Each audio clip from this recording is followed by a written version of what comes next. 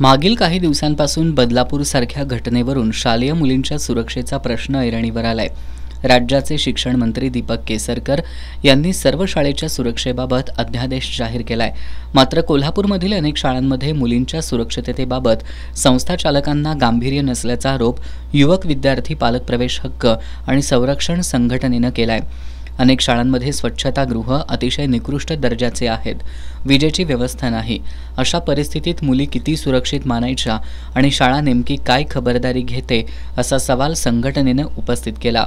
मुलींच्या सुरक्षेत संदर्भात कोल्हापूर शहरातील सर्व शाळांचं ऑडिट करण्यात यावं अशी मागणी संघटनेनं केली आहे। नायब तहसीलदार नम्रता चौगुले यांना या मागणीचं निवेदन देण्यात आलं।